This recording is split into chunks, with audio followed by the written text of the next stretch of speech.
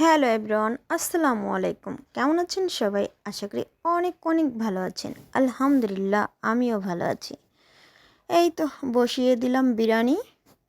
তো আজকে বাসায় একটা ছোটোখাটো অনুষ্ঠান করব, সেটা হয়েছে আমার ছোট ভাইয়ের ম্যারেজ ডে। তো ভাই তো জানে না যে এত কিছুর আয়োজন করেছি, ভাইকে সারপ্রাইজ দিব। কারণ ভাইয়ের মন খারাপ, ভাইয়ের বউরও মন খারাপ। তারা কোথাও যায়নি ম্যারেজ ডেতে, ভাবছে যে কিছুই হবে না। তো চিন্তা ভাবনা করলাম, যেহেতু কেক বানাতে পারি সেহেতু অবশ্যই একটা সারপ্রাইজ দেওয়াই যেতে পারে। তাই যেই কাজ সেই, তৈরি রেডি।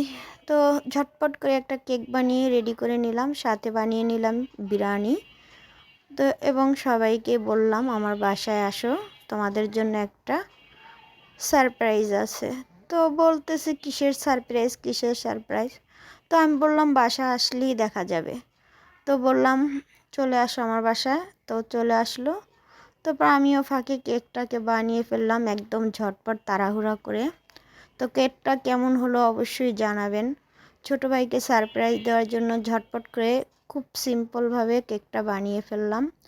তো ছোট ভাই এবং ছোট ভাইয়ের বউ দুজনেই চলে আসলো, সাথে চলে আসলো বোনের ছেলে মেয়েরা। তো সবাই এসে তো পুরো অবাক এবং কেকটা দেখলো। কেকটা দেখে তো সবাই বলল অনেক সুন্দর হয়েছে। তো সবার সুন্দর মনে হয়, খুবই তাড়াতাড়ি ঝটপট করে এবার ভাইয়ের বউ আর ভাইয়ের কাছে নিয়ে গেলাম। ভাইয়ের বউ তো দেখে পুরো টাসকি লেগে গেল এবং অনেক খুশি হলো যে ওকে এরকম একটা সারপ্রাইজ দিয়েছি।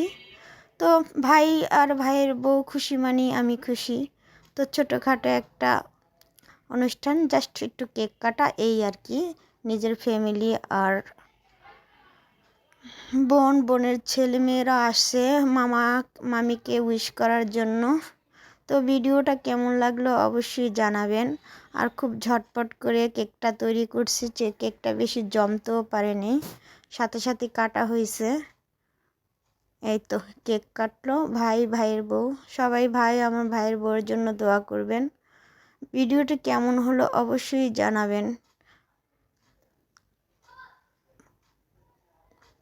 ভালো লাগলে অবশ্যই লাইক কমেন্ট শেয়ার করে দিবেন। খোদা হাফেজ।